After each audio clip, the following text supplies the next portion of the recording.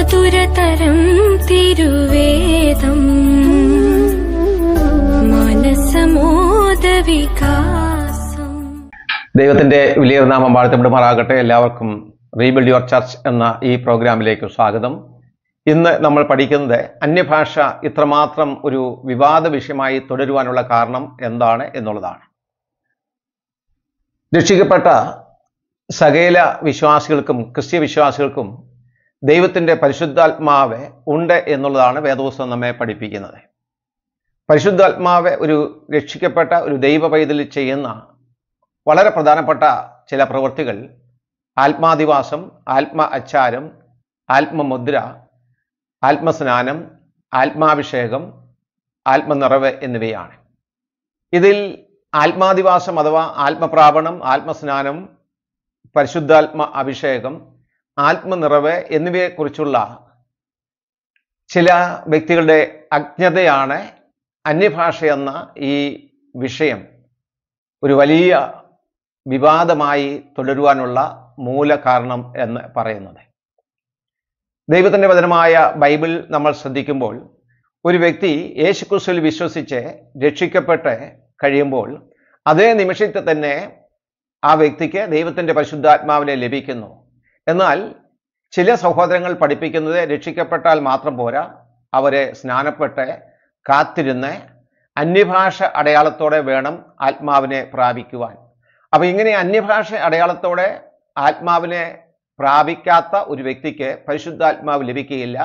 അന്യഭാഷ ലഭിക്കുന്നവർക്ക് മാത്രമാണ് ആത്മാവ് ലഭിക്കുന്നത് എന്നുള്ള ഒരു തെറ്റായ ചിന്താഗതി ചില ദൈവജനത്തിൻ്റെ ഇടയിൽ ഉണ്ട്. ഇതാണ് പരിശുദ്ധാത്മാവിനെ സംബന്ധിച്ചിട്ടുള്ള വളരെ ദുരൂഹമായിട്ടുള്ള, അതുപോലെ അന്യഭാഷയെ സംബന്ധിച്ചിട്ടുള്ള വ്യത്യസ്തമായ ഈ വിവാദങ്ങളൊക്കെ ഉണ്ടാകാനുള്ള പ്രധാനപ്പെട്ട കാരണം എന്ന് പറയുന്നത്. അപ്പം രക്ഷിക്കപ്പെട്ട ഒരു ദൈവ പൈതലിനെ അവൻ രക്ഷിക്കപ്പെടുന്ന അതേ നിമിഷത്തിൽ തന്നെ ദൈവത്തിൻ്റെ പരിശുദ്ധാത്മാവ് ലഭിക്കുന്നു എന്നുള്ളതാണ് ദൈവത്തിൻ്റെ വചനം പഠിപ്പിക്കുന്നത്. പരിശുദ്ധാത്മാവും ഒരു വിശ്വാസിയും തമ്മിലുള്ള ബന്ധത്തെ സംബന്ധിച്ച് പറയുന്ന വളരെ പ്രധാനപ്പെട്ട ഒരു വാക്യം റോമാലേഖനം 8:9 നിങ്ങളോ ദൈവത്തിൻ്റെ ആത്മാവ് നിങ്ങളിൽ വസിക്കുന്നു എന്നു വരുകിൽ നിങ്ങൾ ജഡസ്വഭാവമുള്ളവരല്ല, ആത്മ സ്വഭാവമുള്ളവരത്രേ. അതിനുശേഷം നാം ഇങ്ങനെയാണ് വായിക്കുന്നത്, ക്രിസ്തുവിൻ്റെ ആത്മാവ് ഇല്ലാത്തവൻ അവനെ ഉള്ളവൻ അല്ല. റോമാലേഖനം 8:9 വാക്യമാണ്. അതുപോലെ 1 കൊരിന്ത്യർ 6 അധ്യായം അതിൻ്റെ 19 വാക്യത്തിൽ നാം ഇങ്ങനെയാണ് വായിക്കുന്നത്, ദൈവത്തിൻ്റെ ദാനമായി നിങ്ങളിൽ ഇരിക്കുന്ന പരിശുദ്ധാത്മാവിൻ്റെ മന്ദിരമാകുന്നു നിങ്ങളുടെ ശരീരം എന്ന് നിങ്ങൾ അറിയുന്നില്ലയോ. അപ്പോൾ ഒരു വ്യക്തി രക്ഷിക്കപ്പെടുമ്പോൾ ആ വ്യക്തിയിൽ ദൈവത്തിൻ്റെ പരിശുദ്ധാത്മാവ് വരികയും ആ വ്യക്തി ദൈവത്തിൻ്റെ മന്ദിരമായി മാറുകയും ചെയ്യുന്നു. ഇതാണ് തിരുവെഴുത്തെ പരിശുദ്ധാത്മാവും വിശ്വാസിയും തമ്മിലുള്ള ബന്ധത്തിൽ പഠിപ്പിക്കുന്നത്. അപ്പോൾ ഒരു രക്ഷിക്കപ്പെട്ട വ്യക്തിക്ക് ദൈവത്തിൻ്റെ ആത്മാവ് ലഭിക്കുന്നുണ്ടോ എന്ന് അറിയാൻ അല്ലെങ്കിൽ അത് മനസ്സിലാക്കാൻ ഒരു തിയോളജിക്കൽ ഡിഗ്രിയുടെ ഒന്നും ആവശ്യമില്ല. തിരുവെഴുത്ത് വളരെ ലളിതമായി വളരെ വ്യക്തമായി പഠിപ്പിക്കുന്ന ഒരു ആത്മീയ സത്യമാണ് രക്ഷിക്കപ്പെടുന്ന ഒരു വ്യക്തിക്ക് ദൈവത്തിൻ്റെ ആത്മാവ് ലഭിക്കുന്നു എന്നുള്ളത്. അപ്പൊ രക്ഷിക്കപ്പെട്ട ഒരു വ്യക്തിക്ക് ദൈവത്തിൻ്റെ ആത്മാവ് ലഭിച്ചു എന്നുള്ളത് മനസ്സിലാക്കണമെങ്കിൽ ആ വ്യക്തി അന്യഭാഷ പറയണമെന്നും അന്യഭാഷ പറയാത്തവർക്ക് ആത്മാവില്ല, അവർ സ്വർഗത്തിൽ പോവുകയില്ല, അങ്ങനെയുള്ള ഒരു പഠിപ്പിക്കൽ ഈ കാലഘട്ടങ്ങളിലും ആത്മീയ ലോകത്തെ നിലനിൽക്കുന്നു എന്നുള്ളതാണ് ഈ അന്യഭാഷ ഈ കാലഘട്ടങ്ങളിലും ഒരു വലിയ വിവാദമായി തുടരുവാനും ലോകത്തിൽ അനേക ആൾക്കാർ ഈ അന്യഭാഷയെ എന്ന ദൈവത്തിൻ്റെ ആത്മാവ് നൽകിയ ആ വരത്തെ ഏറ്റവും അധികം അവഹേളിപ്പാനൊക്കെയുള്ള കാരണം ഈ അന്യഭാഷയാണ് പരിശുദ്ധാത്മാവ് ഒരു വ്യക്തിക്ക് ലഭിച്ചു എന്നതിൻ്റെ ഏകവും പ്രത്യക്ഷമായ അടയാളം എന്നാണ് ഈ കാലഘട്ടങ്ങളിലും ചില ആൾക്കാരെ പഠിപ്പിക്കുന്നത്. അപ്പം അതുകൊണ്ടാണ് ആ അന്യഭാഷ ദൈവത്തോട് സംസാരിക്കുന്ന ഭാഷയാണ്, സ്വർഗീയ ഭാഷയാണ്, ഇങ്ങനെയുള്ള ചില ചിന്തകൾ ഉണ്ടാകാൻ കാരണം. അപ്പം അതുകൊണ്ട് ഒരു വ്യക്തിക്ക് അന്യഭാഷ ലഭിച്ചില്ലെങ്കിൽ എന്തോ അപകർഷതാബോധം അവർക്കുണ്ട്. അത് മാത്രമല്ല, അവർക്ക് തങ്ങൾക്ക് ആത്മാവ് ലഭിച്ചിട്ടില്ല, ആത്മസ്നാനം അവർക്ക് ലഭിച്ചിട്ടില്ല, അവരെ ആത്മനിറവില്ലാത്ത വിശ്വാസികളാണ്. ഇങ്ങനെയുള്ളൊരു കുറ്റബോധം ക്രൈസ്തവ വിശ്വാസികളുടെ ഇടയിൽ ഉണ്ടായതിന് ഒരു കാരണം ഇതാണ്. അപ്പൊ അതുകൊണ്ട് തന്നെ അന്യഭാഷ പ്രാപിക്കാൻ ഏത് മാർഗവും ചില ആൾക്കാർ തേടും. ഹിമാലയ സാനുക്കളിൽ ക്രിസ്തുവിന് വേണ്ടി എന്ന കർത്താവിൻ്റെ ദാസൻ PG വർഗീസും ലില്ലി വർഗീസും ചേർന്ന് എഴുതിയ ഒരു പുസ്തകമുണ്ട്. ആ പുസ്തകത്തിൻ്റെ 201 പേജിൽ ഈ ലില്ലി സഹോദരി എങ്ങനെയാണ് ആത്മാഭിഷേകം പ്രാപിച്ചത്, ആത്മസ്നാനം പ്രാപിച്ചത് എന്ന് പറയുന്നുണ്ട്. അപ്പൊ അവിടെ ആ പുസ്തകത്തിന്റെ 201 പേജിൽ അവർ പ്രാപിച്ച അന്യഭാഷയെക്കുറിച്ച് അവർ പറഞ്ഞത് ഇങ്ങനെയാണ്: ഞാൻ ചള്ളപ്പള്ള എന്ന് പറഞ്ഞു. എന്നിട്ട് ആ അന്യഭാഷ ലഭിച്ചപ്പോൾ ദൈവത്തോടെ അവർ പറയുകയാണ്, ദൈവമേ, എനിക്ക് ഈ അഴുക്ക അന്യഭാഷ വേണ്ട. ഉടനെ ദൈവം അവരോട് പറയുകയാണ്, നീ ദൈവത്തിന്റെ ആത്മാവിനെയും അതുപോലെ അന്യഭാഷയും ഒക്കെ പരിഹസിച്ചതാണ്, അതുകൊണ്ട് നിനക്ക് ഈ അഴുക്ക അന്യഭാഷ മതി. അപ്പൊ ഇത് പറഞ്ഞിട്ട് അവർ അന്ന് പ്രാപിച്ചു എന്ന് പറയുന്ന, അവർക്ക് ലഭിച്ചു എന്ന് പറയുന്ന ആ അന്യഭാഷ, അല്ലെങ്കിൽ പരിശുദ്ധാത്മാവിന്റെ അടയാളമായിട്ടുള്ള ആ അന്യഭാഷ, ഇത് വലിയൊരു അനുഗ്രഹമാണ് എന്നാണ് ആ സഹോദരി അവകാശപ്പെടുന്നത്. ഇത് പുസ്തകത്തിൽ എഴുതിയിട്ടുള്ള കാര്യമാണ്. അപ്പൊ ഈ ദുരുപദേശം ഉണ്ടാകാനുള്ള കാരണം, അല്ലെങ്കിൽ ഇതിന്റെ വേര് എന്ന് പറയുന്നത് അമേരിക്കയാണ്. അമേരിക്കയിലെ കൻസാസ് സിറ്റിയിൽ 1901 ജനുവരി മാസം 1-ാം തീയതി ആഗ്നസ് എൻ ഓസ്മാൻ എന്ന് പറയുന്ന ഒരു സഹോദരി അവിടെയുള്ള ബഥേൽ ബൈബിൾ സ്കൂളിൽ പഠിച്ചിരുന്നു. ആ ബൈബിൾ സ്കൂള് ചാൾസ് ഫർഹാം എന്ന ഒരു വ്യക്തിയുടെ നേതൃത്വത്തിൽ ആരംഭിച്ച പ്രസ്ഥാനമാണ്. അപ്പൊ ആ സഹോദരിയാണ്, ആഗ്നസ് എൻ ഓസ്മാൻ എന്ന ഈ സഹോദരിയാണ് ആദ്യമായി ഇന്ന് കേൾക്കുന്ന നിലയിലുള്ള ഒരു അന്യഭാഷ അവിടെ പറഞ്ഞത്. അതുകൊണ്ട് തന്നെ പെന്തക്കോസ്തൽ സഭകളുടെ ചരിത്രം നമ്മൾ പരിശോധിച്ചാൽ ആ ചരിത്ര പുസ്തകങ്ങളിലൊക്കെ ആഗ്നസ് എൻ ഓസ്മാനെ അവരെ വിശേഷിപ്പിക്കുന്നത് പെന്തക്കോസ്തിന്റെ അമ്മ എന്നാണ്.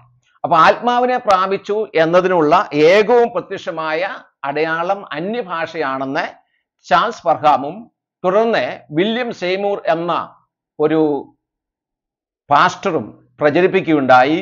അപ്പൊ ഈ ഉപദേശമാണ് പിൽക്കാലത്തെ കേരളത്തിലേക്ക് വരികയും കേരളത്തിലുള്ള ആദിമ കാലത്തുണ്ടായിരുന്ന പല ദൈവദാസന്മാരും, അതായത് KE എബ്രഹാം സാർ, അതുപോലെ TG ഉമ്മച്ചൻ തുടങ്ങിയിട്ടുള്ള ദൈവദാസന്മാരൊക്കെ പഠിപ്പിച്ചിട്ടുള്ളത് അന്യഭാഷയാണ് ആത്മപ്രാപണത്തിന്റെ ഏകവും പ്രത്യക്ഷമായിട്ടുള്ള അടയാളം. അന്യഭാഷ ലഭിക്കാത്ത ഒരു വ്യക്തിയും, അല്ലെങ്കിൽ അന്യഭാഷ പറയാത്ത ആളുകളൊന്നും തന്നെ അവരെ ആത്മാവില്ലാത്തവരാണ്, അവർ ആത്മാവ് ലഭിക്കാത്തവരാണ് എന്നുള്ള ഒരു പഠിപ്പിക്കലാണ് ആ കാലഘട്ടങ്ങളിൽ മുതൽ ഇന്നുവരെയും ഈ സഭകളിൽ നിലനിൽക്കുന്നത്.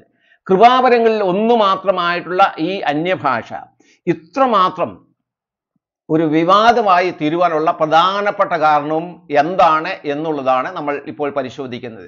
2 വാക്ക് അന്യഭാഷ പറയുന്നില്ല, അതിൻ്റെ പേരിൽ ഈ വ്യക്തികളെ, അല്ലെങ്കിൽ രക്ഷിക്കപ്പെട്ട ദൈവമക്കളെ ആരാധിക്കുന്ന, കർത്താവിനെ സ്നേഹിക്കുന്ന അനേക ദൈവമക്കളെ ആത്മാവില്ലാത്തവരാണെന്നും സ്വർഗത്തിൽ പോകാത്തവരാണെന്നും അങ്ങനെയുള്ള തെറ്റായ നിലയിലുള്ള അഭിപ്രായങ്ങൾ പറഞ്ഞ് പല ആൾക്കാരെയും വലിയ സമ്മർദ്ദത്തിലാക്കിയാണ്. അപ്പൊ അതുകൊണ്ട് തന്നെയാണ് ഇവരുടെ കൂട്ടത്തിൽ പോലും ഈ അന്യഭാഷ ആത്മപ്രാപണത്തിൻ്റെയും അതുപോലെ ആത്മസ്നാനത്തിൻ്റെയും ആത്മനിറവിൻ്റെയും ആത്മാഭിഷേകത്തിൻ്റെയും ഒക്കെ അടയാളമാണ് എന്ന് പഠിപ്പിക്കുന്ന ഈ വിഭാഗങ്ങളിൽ പലപ്പോഴും വ്യത്യസ്തമായ നിലയിൽ, എന്ന് പറഞ്ഞാൽ ചില ട്രെയിനിങ്ങുകളെ, ഈ ട്യൂട്ടോറിയൽ പോലെ അന്യഭാഷ പഠിപ്പിക്കാനുള്ള സംരംഭങ്ങൾ ഉണ്ട് എന്നുള്ളത് നാം അറിയേണ്ടത് ആവശ്യമാണ്.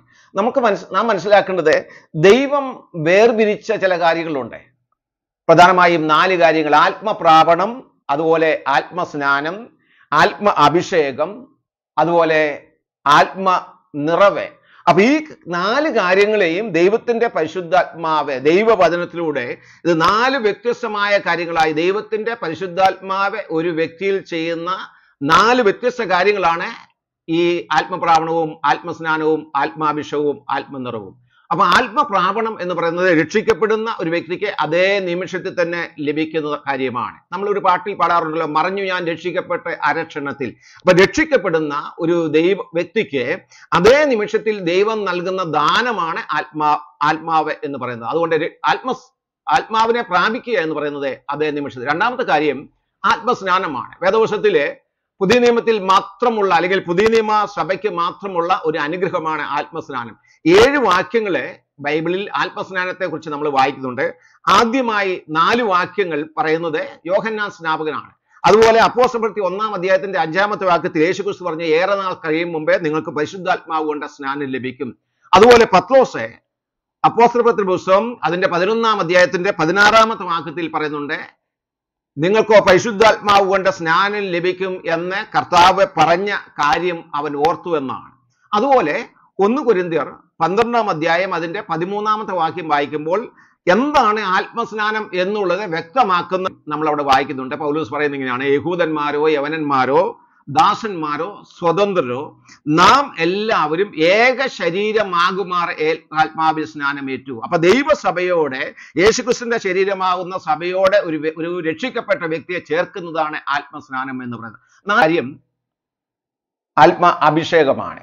അപ്പൊ ആ ആത്മ അഭിഷേകത്തെ കുറിച്ച് യേശുക്രിസ്തു അഭിഷക്തനാണ് എന്ന് നമ്മൾ വായിക്കുന്നുണ്ട്. അതുപോലെ 2 കൊരിന്ത്യർ 1-ാം അധ്യായത്തിലെ യേശുക്രിസ്തുവിൽ വിശ്വസിച്ച ഒരു ദൈവ പൈതൽ അഭിഷേകം പ്രാപിച്ച വ്യക്തിയാണ് എന്ന് പറയുന്നുണ്ട്. അതുപോലെ 4-ാമത്തെ കാര്യമാണ് ആത്മ നിറവ് എന്ന് പറയുന്നത്.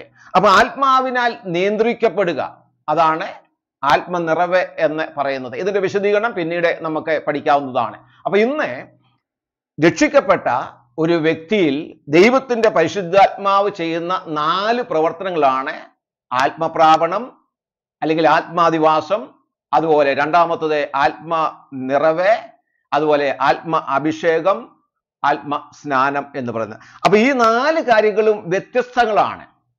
പക്ഷേ ദൈവം വേർപിരിച്ച ചില സത്യങ്ങളെ തങ്ങളുടെ ഉപദേശം സ്ഥാപിക്കാൻ വേണ്ടി അന്യഭാഷ എന്ന ആ ഉപദേശം അല്ലെങ്കിൽ അന്യഭാഷ ആത്മപ്രാപണത്തിന്റെ അടയാളമാണ് എന്ന് വ്യാഖ്യാനിക്കാൻ വേണ്ടി അതിനെ ഒന്നായിട്ട് കാണുക. അപ്പൊ ദൈവം വേർപിരിച്ചതിനെ മനുഷ്യൻ യോജിപ്പിച്ചു, അതിൻ്റെ ഭവിഷ്യത്താണ് ഇന്ന് അനുഭവിക്കുന്നത്.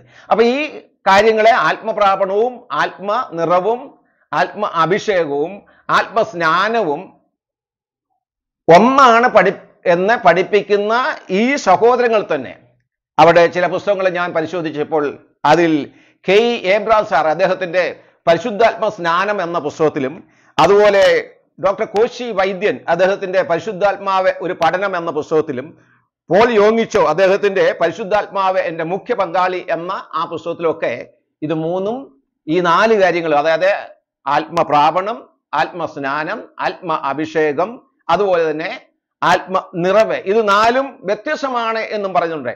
അപ്പൊ ഇവരെ ഒന്നാണെന്ന് പഠിപ്പിക്കുമ്പോൾ തന്നെ, അത് പഠിപ്പിക്കാനുള്ള കാരണം, ഈ കാര്യങ്ങൾ പഠിപ്പിക്കാനുള്ള പ്രധാനപ്പെട്ട അവരുടെ ലക്ഷ്യം എന്ന് പറയുന്നത് ആത്മസ്നാനത്തിന്റെയും ആത്മ അഭിഷേകത്തിന്റെയും ആത്മനിറവിന്റെയും ആത്മാവിനെ പ്രാപിച്ചു എന്നതിൻ്റെയും അടയാളം അന്യഭാഷയാണ് എന്ന് സ്ഥാപിക്കാനുള്ള ശ്രമത്തിന്റെ അടിസ്ഥാനത്തിലാണ്. അപ്പൊ അത് അങ്ങനെയുള്ള ഒരു ഉപദേശം അവർക്കുള്ളപ്പോൾ തന്നെ അവിടെ ചില എഴുത്തുകളിലൊക്കെ, കെ ജോയി പാസ്റ്ററുടെ എഴുത്തിലൊക്കെ ഞാൻ വായിച്ചിട്ടുള്ളത് ഇത് വ്യത്യസ്തമാണ് എന്നുള്ളതാണ്. അപ്പൊ ഇത് നമ്മൾ മനസ്സിലാക്കേണ്ട ഒരു വലിയ സത്യം, ദൈവവചനം എന്താണോ നമ്മോട് പറയുന്നത്, ദൈവത്തിന്റെ വചനത്തിൽ ഒരു ഉപദേശ വിഷയത്തെക്കുറിച്ച് എന്താണോ രേഖപ്പെടുത്തിയിട്ടുള്ളത് അത് പരിശോധിപ്പാനും അതിനനുസരിച്ച് നമ്മുടെ ആത്മീയ ജീവിതത്തെ നമ്മൾ മുൻപോട്ട് നയിക്കേണ്ടതും ഏറ്റവും ആവശ്യമാണ്.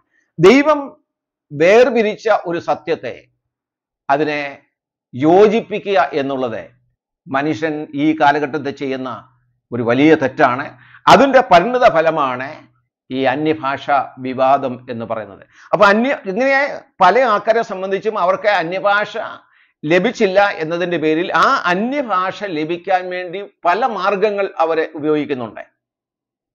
അടുത്ത ആഴ്ച നമ്മളെ എങ്ങനെയാണ് ഇന്ന് പല വിശ്വാസികൾ എന്ന് പറയുന്നവർക്ക്, അവരെ രക്ഷിക്കപ്പെട്ടവരാണ്, ദൈവമക്കളാണ്, അവരെ ഞാൻ ആദരിക്കുന്നു, അവരെ ഞാൻ സ്നേഹിക്കുന്നു, പക്ഷേ ഈ അന്യഭാഷ ഇങ്ങനെയുള്ള പ്രിയ സഹോദരങ്ങൾക്ക് എങ്ങനെയാണ് ലഭിക്കുന്നത്, അത് ആണ് അടുത്ത ആഴ്ച പരിശുദ്ധാത്മാവിന്റെ വരം എന്ന് പറയുന്ന അവരവകാശപ്പെടുന്ന, ആത്മാവിനെ പ്രാപിച്ചു എന്നതിൻ്റെ അടയാളമാണ് എന്ന് അവകാശപ്പെടുന്ന ഈ അന്യഭാഷാ ഭാഷണം എങ്ങനെയാണ് ഇവരിൽ പലർക്കും ലഭിക്കുന്നത് എന്നുള്ളതാണ് അടുത്ത ആഴ്ച നമ്മൾ ചർച്ച ചെയ്യുന്നത്. നിങ്ങൾക്ക് ഈ ശുശ്രൂഷ പ്രയോജനമാണ് എങ്കിൽ നിങ്ങളിത് ഷെയർ ചെയ്യുക, സബ്സ്ക്രൈബ് ചെയ്യുക. നിങ്ങളുടെ സംശയങ്ങളെ ഈ താഴെ തന്നിട്ടുള്ള ഫോൺ നമ്പറിൽ നിങ്ങളെ അറിയിക്കുക. ഈ ശുശ്രൂഷ ദൈവത്തിൻ്റെ ജനം ദൈവവചനം പഠിക്കുവാനും ഉപദേശ സത്യങ്ങളിലേക്ക് മടങ്ങി വരുവാനും ഉപദേശത്തെ പുനർനിർമ്മിക്കുവാനും സഹായമായി തീരണം എന്നുള്ള ആഗ്രഹമാണ് ഇതിൻ്റെ പിന്നിലുള്ളത്. ദൈവം നമ്മെ ധാരാളമായി അനുഗ്രഹിക്കട്ടെ. ഈ ശുശ്രൂഷയോർത്ത് നിങ്ങളെ പ്രാർത്ഥിക്കണം എന്നുള്ള കാര്യവും ഓർപ്പിച്ചുകൊണ്ട് ദൈവത്തിൻ്റെ കൃപയിൽ ആശ്രയിച്ച് ഇന്നത്തെ ഈ ക്ലാസ് ഇവിടെ അവസാനിപ്പിക്കുന്നു. ദൈവം നമ്മെ അനുഗ്രഹിക്കുമാറാകട്ടെ.